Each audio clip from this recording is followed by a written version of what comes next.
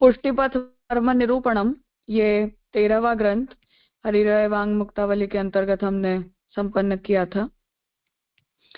और अब आगे 14वां ग्रंथ पुष्टिमार्ग लक्षणानि, ये ग्रंथ अब यहाँ आगे आ रहा है, जिसके ऊपर श्री अनिरुद्धाचार्य जी महाश्री के द्वारा लिखी हुई एक टीका भी है, जहां उन्होंने हरिराय जी के वचनों का निरूपण किया है। अभी कौन से हैं उनका यहाँ कोई परिचय नहीं दिया है, पर कोई पूर्वाचार्य हैं जिन्होंने इसे निरूपित किया है। तो इसे हम प्रारंभ करते हैं। मंगलाचरण। अनन्य प्रीति से प्राप्त होने वाले, ये जो टीकाकार हैं उनके द्वारा किया गया मंगलाचरण है। अनन्य प्रीति से प्राप्त होने वाले, कृपा पूर्ण और भक्त के मन रूपी भ्रमर को आनंद देने वाले श्री कृष्णचंद्र के 2 चरणारविंदों को मैं प्रणाम करता हूँ। तो ठाकुर जी को नमन करके और आपने इस ग्रंथ का प्रारंभ किया है, जहां आप ये कह रहे हैं कि ठाकुर जी जो हैं वो अनन्य प्रेम से पूर्ण प्राप्त होते हैं, कृपायुक्त हैं, और भक्त का जो मन है वो भंवरे की तरह मंडराता रहता है, घूमता रहता है, पर भंवरे को जहां भी रस मिलता है वहां वो जैसे रुक जाता है, उस तरह भगवान के चरणों में हमारा चित्त लग जाता है। ऐसे भगवान को आप प्रणाम कर रहे हैं। अनेक जन्मों के कारणभूत जीवों के हृदय में स्थित सख्त अज्ञान का समूह, जो जगत के चित्र से अनेक संत महंतों से दूर न हुआ, उसे क्रीड़ा खेल मात्र में श्री वल्लभाचार्य जी ने सहज में दूर कर दिया। ऐसे तथा देवता भी जिनके चरणों में झुकते हैं, ऐसे श्री महाप्रभु जी की प्रेम पूर्वक स्तुति करता हूँ। तो अब यहाँ श्री महाप्रभु जी को आप प्रणाम कर रहे हैं कि हम सभी के हृदय में भगवान के साथ अपने संबंध को न जान पाने के कारण जो इतने लंबे काल से अज्ञान भरा हुआ है, ऐसे अज्ञान को दूर करने वाले श्री महाप्रभु जी को हम नमन करते हैं।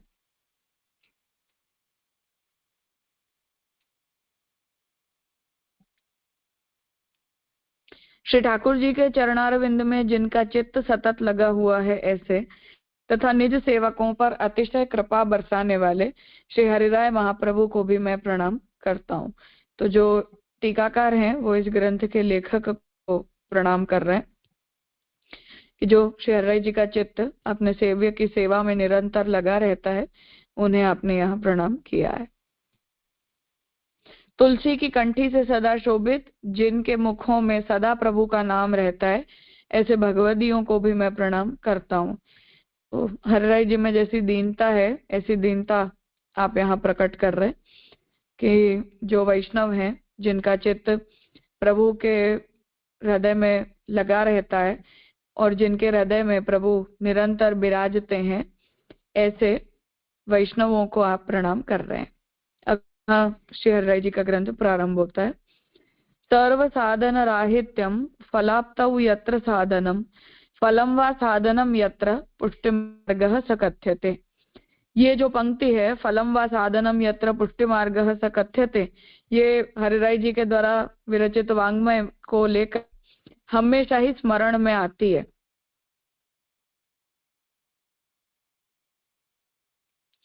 तो आपने इस पंक्ति में पुष्टिमार्ग के इस सिद्धांत को बहुत उत्तम प्रकार से उजागर किया है। तो आप यहाँ ये आज्ञा कर रहे हैं कि जिस मार्ग में लौकिक तथा अलौकिक सर्व साधनों का अभाव हो, तो भक्ति मार्ग में न तो इस लोक में बताए हुए कोई साधन काम करते हैं और न ही यज्ञ दान तप वगैरह कोई अलौकिक साधनों का ही कोई उपयोग रह जाता है। तो ऐसे सभी साधनों का जहाँ अभाव है, पूर्ण आनंद स्वरूप श्री कृष्णचंद्र की प्राप्ति में साधन रूप है, अर्थात प्रभु प्राप्ति में दैन्य ही साधन है, वही पुष्टि मार्ग है। तो भगवान को हम न तो लौकिक साधनों से प्राप्त कर सकते हैं और न ही अलौकिक साधनों से प्राप्त कर सकते हैं, परंतु दीनता प्रेम यही मात्र साधन है। और जहाँ फल और साधन ये दोनों एक ही हैं, ऐसा मार्ग पुष्टि मार्ग कहलाता है। अथवा फल रूप श्री ठाकुर जी ही साधन बन जाते हैं, यानी स्वयं कृपा कर जीव के हृदय में पधारते हैं। तो भगवान ही फल रूप भी हैं और भगवान ही साधन रूप भी हैं। ऐसा जो मार्ग का सिद्धांत है वो मार्ग पुष्टि मार्ग है। विवेचन शंका। अब यहाँ जो टीका उन्होंने की है उसमें स्वयं ही आप हरिराय जी के वचनों के ऊपर शंका उपस्थित करके और उसका उत्तर दे रहे हैं। लौकिक तथा वैदिक साधन कदाचित न हो, तथापि दैन्य भी साधन है, अतः प्रभु निस्साधनता से मिलते हैं। अर्थात निस्साधनता का फल भगवान है ऐसा नहीं कहा जा सकता। अब यहाँ शंका कर रहे हैं कि लौकिक और वैदिक साधन तो भगवान की प्राप्ति में साधन रूप नहीं है ऐसा हम कह सकते हैं, पर भक्त की जो दीनता है वो साधन है। अर्थात भगवान जो है वो हमें निस्साधनता से मिलते हैं। तो जो हमारी निस्साधनता की भावना है उसका फल भगवान है ऐसा हम कह सकते हैं या नहीं कह सकते, ऐसी यहाँ शंका आप उपस्थित कर रहे हैं। उसका उत्तर दे रहे हैं कि फल रूप जो भगवान है वे फल प्राप्ति में साधन रूप हैं। तो जो भगवान फल रूप हैं वही साधन रूप बनते हैं। अर्थात साध्य भगवत स्वरूप का लाभ हो उससे पहले भगवान ही साधन है। तो भगवान जब हमें फल के रूप में मिले उससे पहले ही भगवान हमें साधन के रूप में मिल जाते हैं। भगवत व्यतिरिक्त किसी अन्य पदार्थ की साधनता का ग्रहण नहीं किया जा सकता। अर्थात निस्साधनता की भावना भी साधन नहीं है, पर भगवान खुद साधन है। अर्थात भगवान की कृपा साधन है, अनुग्रह पुष्टि मार्गे नियामक उस संदर्भ से। तो अन्य पदार्थ की कोई साधन नहीं है ऐसा आप यहाँ बता रहे हैं। पुरुष धातु का अर्थ मोटा होना ऐसा है और ती प्रत्यय भाव में होता है। तो पुष्टि शब्द अर्थ पुष्ट होना ऐसा होगा। तो ये जो अर्थ है ये दयानंद सरस्वती ने किया है उनके सत्यार्थ प्रकाश ग्रंथ में। तो सत्यार्थ प्रकाश में पुष्टि मार्ग का जो सिद्धांत है वो कैसे पाखंडी है, झूठा है, ऐसा सिद्ध करने के लिए दयानंद सरस्वती ने पूरा एक चैप्टर अलग से लिखा है जहां पुष्टि शब्द को उसने इस तरह से इंटरप्रेट किया है। पुष्टि शब्द मतलब है पुष्ट होना, तो खाना पीना मौज मारना ये पुष्टि शब्द का अर्थ है उस तरह से। तो उसे यहाँ स्पष्ट कर रहे हैं कि तो पुष्टि शब्द से अनुग्रह जन्य भक्ति क्यों कहते हैं। तो पुष्टि शब्द का जो मतलब है वो पोषित होना, मोटा होना, अर्थात अच्छा होना, शारीरिक रूप से पुष्ट होना, इन सभी अर्थों में पुष्ट शब्द का प्रयोग तो किया जाता है। तो उस पर ये कह रहे हैं कि तो फिर हमने पुष्टि शब्द का मतलब भगवान का अनुग्रह या भगवान की कृपा क्यों किया।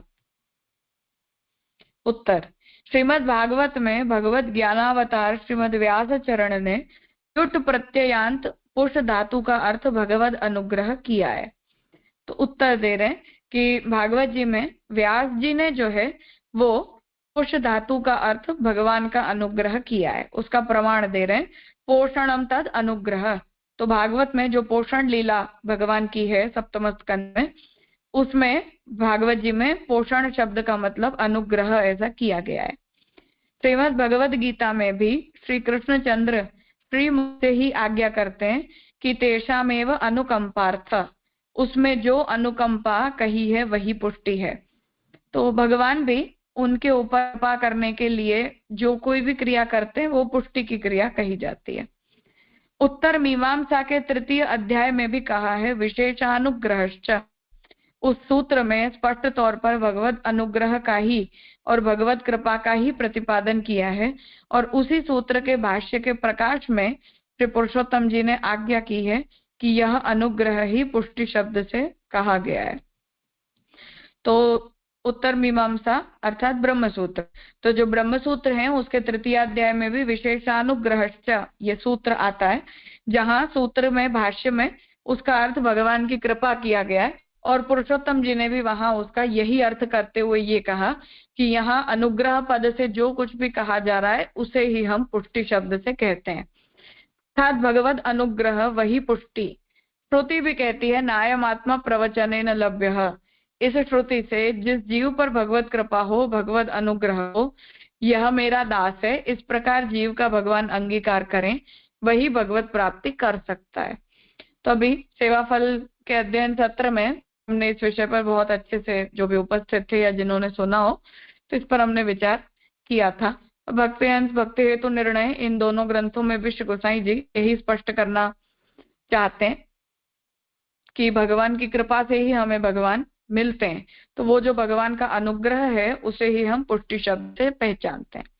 इस तरह श्रुति, गीता, सूत्र, श्रीमद् भागवत आदि के वाक्यों से निश्चित होता है कि पुष्टि का अर्थ खाना पीना और पुष्ट होना ऐसा नहीं है, परंतु भगवत अनुग्रह, भगवत कृपा ही है। तो दयानंद सरस्वती ने जो अर्थ किया है उसका यहाँ खंडन कर रहे हैं कि पुष्ट होना, पोषित होना, शारीरिक रूप से पुष्ट होना, उस अर्थ में पुष्टि शब्द का तात्पर्य नहीं है, परंतु अनुग्रह के अर्थ में ही हम पुष्टि शब्द का स्वीकार करते हैं। उस कृपा से युक्त जो भक्ति मार्ग, वह पुष्टि मार्ग कहलाता है। तो भगवान की कृपा से संचालित जो मार्ग है उसे ही हम पुष्टि मार्ग कहते हैं, पुष्टि भक्ति मार्ग कहते हैं। इसीलिए श्रीमद् वैश्वानराचार्य जी ने भी भाष्य में आज्ञा की है कि कृतिसाध्यम साधनम ज्ञान भक्ति रूपम शास्त्रेण बोध्यते। तो हमारी कृति के द्वारा साध्य जितने भी साधन हैं वो ज्ञान भक्ति आदि के रूप में शास्त्र में बताए गए हैं। ताभ्याम विहिताभ्याम मुक्ति ही मर्यादा। तो शास्त्र में जो साधन के द्वारा प्राप्त होने वाले फल बताएं, उनमें विहित साधनों के द्वारा प्राप्त होने वाली मुक्ति मर्यादा मार्गीय है। तद रहितानाम अपि स्वस्वरूप बलेन स्वप्रापणम पुष्टि ही उच्यते। पर जो लोग कोई भी प्रकार का विहित साधन नहीं करते और मुक्ति भी प्राप्त नहीं करते, परंतु मुक्ति से उत्तम फल को भगवान के स्वरूप के बल से जो प्राप्त करते हैं उसे ही पुष्टि कहा जाता है। तो इस बात को यहाँ समझा रहे कि जीव के लिए शास्त्र ने ज्ञान और भक्ति रूप कृति से साध्य दो साधनों का उपदेश दिया है। तो कर्म, ज्ञान, भक्ति, ये तीनों साधन शास्त्र बताते हैं। उन विहित साधनों ज्ञान और भक्ति से जो मुक्ति, वह मर्यादा। तो इन दोनों बताए हुए साधनों से हमें जो मोक्ष मिलता है, अर्थात जो लोग मुक्ति चाहते हैं तो उपासना का फल भी मुक्ति होता है, भक्ति का फल, उस अर्थ में यहाँ कह रहे हैं। तो वो तो मर्यादा है। बिना उन साधनों के ही अपने स्वरूप बल से मुक्ति पुष्टि।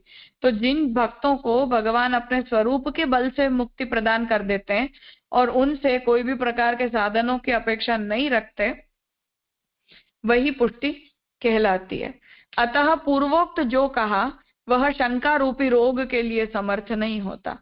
तो आगे जो भी कहा अर्थात दयानंद सरस्वती ने जो अर्थ किया वो शंका रूपी रोग के लिए भी वो व्यक्ति योग्य नहीं, अर्थात तुम शंका करने योग्य भी नहीं हो, ऐसा आप टीका में कह रहे हैं।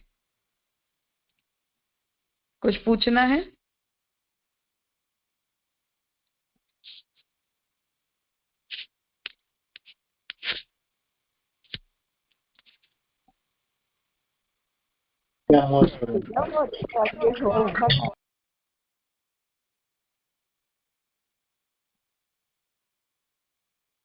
हाँ भार्गव। प्रणाम राजा। राजा, हम ये जो कहते हैं कि साधन नहीं है या फिर सिर्फ दिनता ही है और निसाधनता से ही भगवान मिलते हैं, मगर वैसे देखा जाए प्रैक्टिकली तो बहुत सारे हम भी साधन करते ही हैं। और उसका रीजन प्रोबेबली ये भी हो सकता है कि हमारी अभी कक्षा ही नहीं है कि हम निसाधनता से भगवान को प्राप्त कर सके। तो फिर अभी जो कर रहे हैं वो मर्यादा मार्ग की भक्ति है या फिर पूजा है, या ऐसे हम कहते हैं। और जो भी जैसे साधन प्रकरण में महाप्रभु जी ने जैसे कहा है, वैसे हम सब कुछ हमको करना पड़ेगा, तब हम उस कंडीशन पे पहुंचेंगे जहाँ पे निसाधनता कुछ फलदायी होगी। तो फिर ये जो बात है वो अभी के लिए तो एप्लीकेबल नहीं है, राइट? कि हम निसाधनता या दीनता से ही भगवान को मिल जाएंगे। सिद्धांततः कोई व्यक्ति कुछ करे या न करे, बताए हुए तरीके से करे या विपरीत प्रकार से करे, उससे कोई फर्क नहीं पड़ेगा। अर्थात मैं अगर कुछ कर पाती हूँ या मैं अगर कुछ नहीं कर पाती हूँ, उससे सैद्धांतिक वास्तविकता नहीं बदलती है। सिद्धांत तो वही रहता है कि हमारे सिद्धांत में हमें जो कुछ भी मिलता है अर्थात निस्साधनता ही हमारे मार्ग में साधन होती है, उसी से हमें भगवान मिलते हैं। तो सिद्धांत यही रहता है, हम चाहे जैसे भी हों तो वो एक अलग केस बन जाएगा। दूसरी बात कि ये बात ठीक है कि जब तक वो साधना अभिमान हमारे अंदर बना हुआ है तब तक हमें उस प्रकार के फल की प्राप्ति नहीं हो सकती है, तब तक उसे हम पूजा या मर्यादा ही कहते हैं। परंतु वस्तुतः जो है वो सिद्धांत यही है कि हमें निस्साधन होना चाहिए। तीसरी बात कि हम जो कोई भी प्रकार के साधन करते हैं उनमें बेसिकली अर्थात चाहे वो व्यक्ति रुचि की अवस्था में ही क्यों न हो, जो कर रहा है वो साधन माना जाए चाहे न माना जाए, उसके मन में ऐसी अपेक्षाएं हो चाहे न हो, जो कोई भी प्रकार की स्थिति हो, परंतु अंततः तो एक्सपेक्टेड यही है कि वो व्यक्ति जो है वो अपने अंदर तो निस्साधनता की भावना करे ही करे। अर्थात डे वन से, ऐसा नहीं कि हम बहुत ऊंची अवस्था पर जाकर निस्साधनता को प्राप्त करेंगे, पर पहले ही दिन से सिद्धांततः हमारे मन में ये बात स्पष्ट होनी चाहिए कि हम चाहे जो कोई भी प्रकार की कृति करते हो पर वो भगवत प्राप्ति के साधन नहीं है, हम तो निस्साधनता के मार्गी हैं।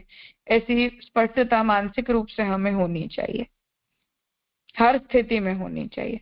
हम जिसे मर्यादा कहते हैं वो प्रेम और प्रेम का अभाव, इन दोनों को डिफरेंशिएट करने के लिए कहते हैं। तो जो भी प्रेम पूर्वक किया जाता है वो सेवा होती है, क्योंकि वो तो स्पॉन्टेनियसली हो जाती है, वो डेलिबरेटली सोचा समझा या बताया हुआ नहीं होता है। और जो बिना प्रेम के किया जाता है उसमें हमें किसी न किसी से कोई ना कोई प्रकार की प्रेरणा की जरूरत होती है। क्या तुम कहोगे तो हम करेंगे, सिखाओगे तो करेंगे, पुस्तक में लिखा होगा तो हम करेंगे। तो उस अर्थ में हम मर्यादा को डिफरेंशिएट करते हैं, पर उस स्थिति में भी हमारे अंदर साधन का अभिमान तो नहीं ही होना चाहिए। जी राजा, प्रणाम राजा।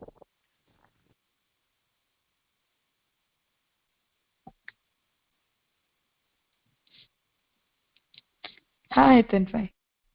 हाँ प्रणाम राजा। कि जैसे अपन कहते हैं ना कि भावो भावना सिद्ध है, तो यानी निसाधन भाव इतना प्राथमिक है, जैसे आपने बताया फ्रॉम डे वन, और ये दीनता भी बहुत जरूरी है अपने मार्ग में।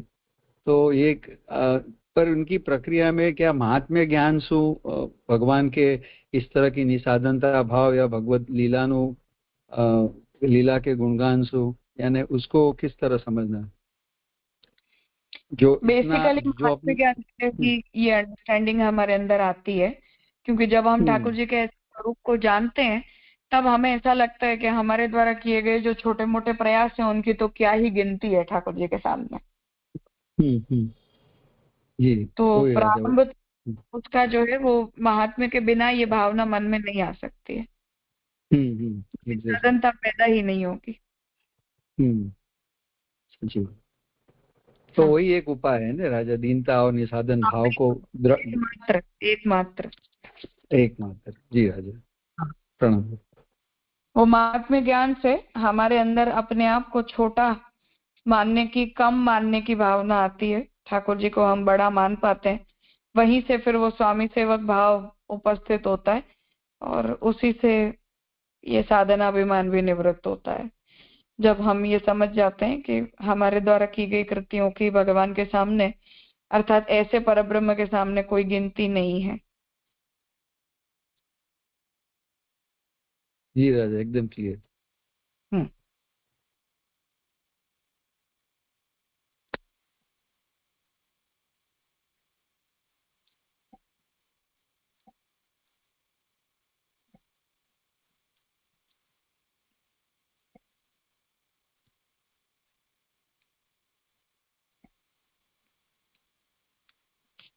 हाँ दुष्यंत भाई कहिए। जी दंडित प्रणाम जी। स्वरूप से मुक्ति से क्या तात्पर्य है? अर्थात भगवान हमें वैकुंठ आदि में जो फल देते हैं या अलौकिक सामर्थ्य आदि जो भी मिलते हैं वो सब जो भी पारलौकिक फल होते हैं। ये स्वरूप बल किनका होगा? ठाकुर जी का होगा? हाँ, स्वरूप बल का मतलब प्रमेय बल है। प्रमेय बल, अच्छा जी। हाँ दंडित प्रणाम जी। हाँ, ठाकुर जी का परब्रह्मत्वेन जो स्वतंत्र सामर्थ्य है वो। हाँ जी जी।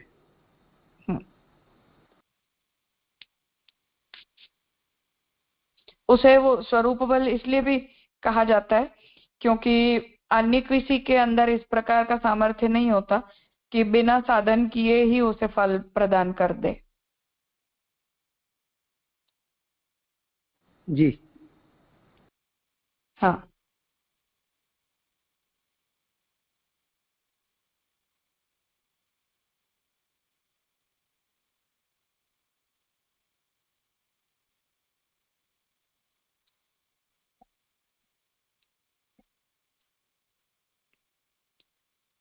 अब दूसरी कारिका है। अनुग्रहेणैव सिद्धिः लौकिकी यत्र वैदिकी न यत्नाद् अन्यथा विघ्नः पुष्टिमार्गः स कथ्यते।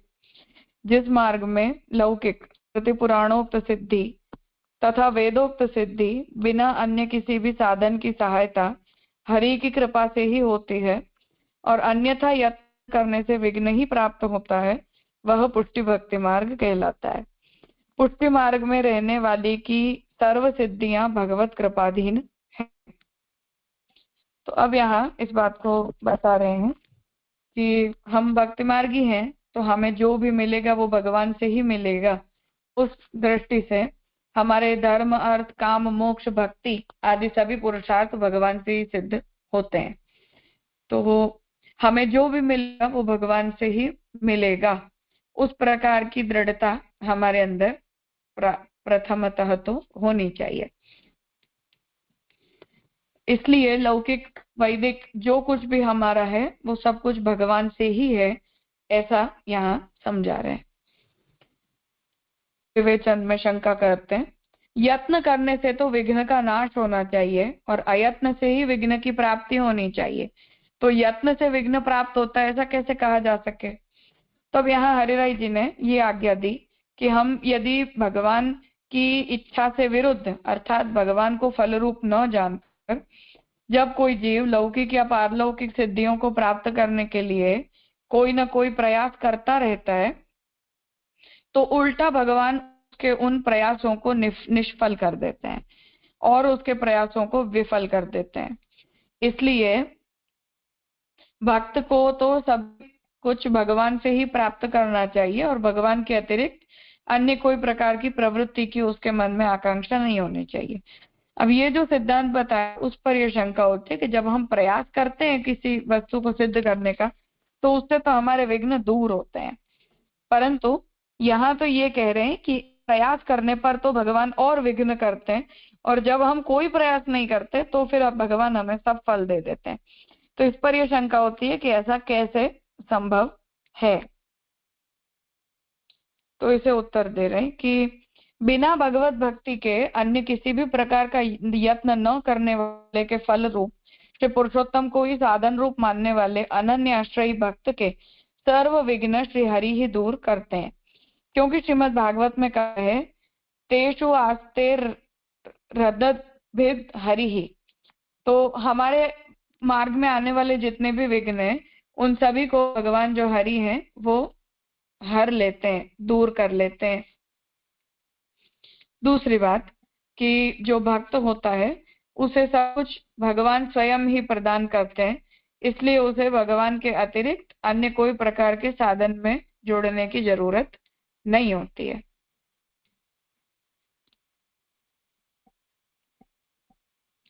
दूसरी बात यहाँ ये समझा रहे कि भक्त जो है उसे के लिए तो भगवान ही फल रूप होते हैं, इसलिए उसे अन्य कोई साधनों की कोई जरूरत नहीं पड़ती है।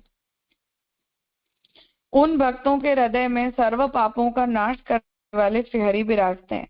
तो हमारे हृदय में भगवान विराजते हैं तो हमारा सब कुछ भगवान से है। तो जहां से हरि का विराज न हो वहां विघ्न संभावना ही कैसे हो सकती है। अतः अयत्न से ही विघ्न का नाश होता है और यत्न से अन्यथा प्राप्ति होती है, ऐसा ही मानना योग्य है। तो जब भगवान हमारे साथ हैं उसके बावजूद भी यदि हम कोई ना कोई प्रकार के यत्न करते रहते हैं, प्रयास करते रहते हैं, तो भगवान को ऐसा लगता है कि मेरा होना तुम्हारे लिए काफी नहीं है और तुम्हें मेरे अलावा भी अन्य अन्य सभी पदार्थों की आकांक्षा बनी रहती है। तो जब भगवान के मन में ऐसा विचार आता है तो भगवान भक्त से अप्रसन्न होते हैं। इसलिए भक्त को जब अपने सभी फलों की गतार्थता साक्षात भगवान में ही प्रतीत होती है तो ऐसे भक्त के ऊपर भगवान प्रसन्न होते हैं। इसलिए यहाँ ये बात समझा रहे हैं कि भक्त को यत्न करने से विघ्न होता है और यत्न करने पर उसे फल होता है। श्री कृष्ण ही गीता जी में आज्ञा करते हैं कि अनन्यास चिंतयन्तो ये जनाः पर्युपासते तेषां नित्याभियुक्तानां योगक्षेमं वहाम्यहम्। अर्थात केवल मेरा ही मद व्यतिरिक्त देव की भावना छोड़कर स्मरण करने वाले, मेरे अनुग्रह से जिन्होंने भक्ति प्राप्त की है, जो मेरी ही सेवा करते हैं, वैसे भक्तों का योग इस लोक में सेवा के लिए धन धान्य वस्त्र इत्यादि तथा क्षेम अत्यंत श्रेय रूप मोक्ष में सिद्ध कर देता हूँ। इस प्रकार गीता वाक्य से सिवा प्रभु के अन्य कोई भी साधन भक्त के इच्छितार्थ को सिद्ध नहीं कर सकता। तो भक्त को जो कुछ भी देना होता है वो भगवान ही अपनी इच्छा से देते हैं, नहीं देना होता है तो भक्त का हित जानकर भगवान ही उसे कुछ भी नहीं देते। इसलिए जैसे महाप्रभु जी तो श्लोकी में आज्ञा करते हैं, उस तरह अर्थ रूप भी भगवान स्वयं ही भक्त के लिए बनते हैं। तो भगवान के अतिरिक्त अन्य किसी अर्थ की भी आकांक्षा पुष्टि भक्त को कभी भी हो नहीं सकती है। दूसरी बात यहाँ ये है कि भक्त को जो कुछ भी अपेक्षित होता है भगवान स्वयं ही अपनी इच्छा से प्रदान कर देते हैं। इसलिए वो विवेक धैर्याश्रम में जो आज्ञा दी, ऐसे भगवान की इच्छा जानकर भक्त को कोई स्वतंत्र प्रयास नहीं करना चाहिए। हम ये बात देख सकते हैं कि अभी विघ्न हरता करके गणेश जी की उपासना करने में सब लोग लग गए। तो जो भी लोग पुष्टि मार्गीय हैं, वैष्णव हैं, उन्हें इतना समझ में नहीं आता कि पुष्टि मार्ग में विघ्न कर्ता और विघ्न हरता ये दोनों भगवान ही होते हैं। अब हम ये सोचें कि जो पुष्टि मार्ग में अन्याश्रय इतना ज्यादा निषिद्ध है, दोष रूप है, पाप रूप है, वहां किसी न किसी बहाने, किसी न किसी परंपरा, रीति, भावना आदि का बहाना बनाकर और गणेश जी की पूजा को लेजिटिमेट सिद्ध करने के पीछे सभी गोस्वामी बालक लगे हुए हैं और उन्हीं का अंधानुकरण करके वैष्णव लोग भी यही करते हैं। तो हम ये बात समझ सकते हैं कि ऐसा अन्याश्रय करने वाले लोगों के प्रति भगवान विघ्न हरता बनेंगे या विघ्न कर्ता बनेंगे। तो इतना सामान्य विवेक यहाँ से हरिराय जी बता रहे हैं, परंतु पढ़े लिखे बिना ये सारी बातें हमें कभी भी समझ में नहीं आ सकती हैं। तो हरिराय जी यहाँ ये बात समझा रहे हैं। तथा श्रीमद आचार्य चरण ने भाष्य में कहा है कि भगवान जीव का अंगीकार मर्यादा और पुष्टि इस तरह दो भेद से करते हैं। जिस मार्ग में यज्ञ आदि साधनों का उपदेश दिया जाता है वह मर्यादा मार्ग कहलाता है। पुष्टि मार्ग में तो सिवा प्रभु के किसी भी पदार्थ की अपेक्षा ही नहीं। दूसरा, देश काल द्रव्यकर्ता मंत्र कर्म ये 6 पदार्थ शुद्ध हो तभी यज्ञ की सिद्धि होती है। उस कर्म के उपभोग के लिए पुनर्जन्म प्राप्त होता है, परंतु अति सुख साध्य हरि का भजन करने वाले को तो निर्विघ्न से प्रभु प्राप्ति होती है। तो जितने भी साधन करने का मार्ग है वो मर्यादा का मार्ग है और उस मर्यादा मार्ग की अपनी कुछ लिमिटेशंस हैं, जिन लिमिटेशंस के सिद्ध होने पर ही भक्त को फल की प्राप्ति होती है।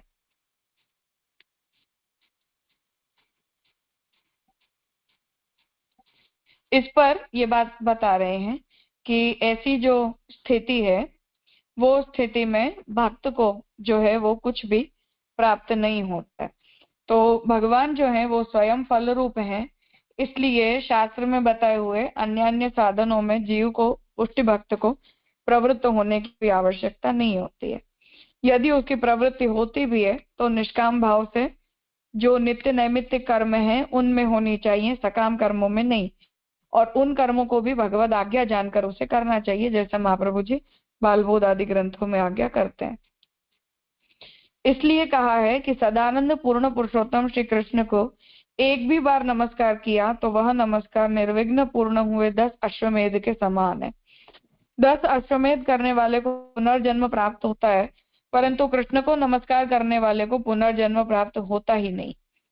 तो तात्पर्य है कि अन्य जितने भी साधन हैं, यहाँ पुनर्जन्म की चिंता है या मुक्ति की आकांक्षा है ऐसा तात्पर्य नहीं है, परंतु हर प्रकार से भगवान फल रूप होते हैं और भगवान से बढ़कर कोई फल नहीं होता, ऐसा कहने में तात्पर्य है। इसीलिए श्रीमद् वल्लभाचार्य जी निबंध में आज्ञा करते हैं कि ऐसा न हो तो देखा भी और न तो सुना भी कि कृष्ण भक्त को पुनः संसार प्राप्त हुआ हो। तो जैसे गीता जी में भी भगवान ने आज्ञा करते हैं कि अन्य सभी साधनों से ब्रह्मभाव पर्यंत भी जीव का पुनरागमन ब्रह्मांड में होता है, परंतु जो व्यक्ति भगवान के लोक को प्राप्त कर लेता है वो जीव भगवान के लोक से लौटकर कभी नहीं आता। तो ये उसका उत्कर्ष बताया जा रहा है अन्य साधनों के बदले। अतः अनन्याश्रयी भक्तों विघ्न से हरि ही दूर करते हैं, इसलिए सिवा प्रभु भजन के अन्य साधन न करने वालों को विघ्न का अभाव जिस मार्ग में है वही पुष्टि मार्ग कहलाता है। तो ये यहाँ व्याख्या के रूप में बता रहे कि इसलिए जो लोग भगवान की भक्ति के अलावा अन्य किसी साधन को साधन रूप नहीं जानते, उन्हीं लोगों को भगवान की इच्छा से निर्विघ्न रूप से भगवान ही फल के रूप में प्राप्त होते हैं। परंतु जो लोग अन्य अन्य साधनों में लगे हुए होते हैं उन्हें तो ये मार्ग ही विघ्न रूप हो जाता है, जो बात श्री महाप्रभु जी भक्ति भावे स्तुतिरस्तो यथा दुष्ट स्वकर्म भी वहां बता रहे हैं। तो भक्ति के अभाव में इस मार्ग में आने वाले जीव का पतन ही होगा। तो जो मार्ग उद्धारक है वही मार्ग पतन का कारण बन जाएगा, ऐसा जो श्री महाप्रभु जी ने बताया है वही यहाँ समझा रहे हैं कि ऐसा कृत्य पुष्टि जीव को कभी नहीं करना चाहिए। ठीक है, तो यहाँ समय हो गया है, आज का विषय यहाँ रखते हैं। इस विषय में कुछ प्रश्न हो तो हम उन्हें कल डिस्कस कर लेंगे, फिर आगे करेंगे।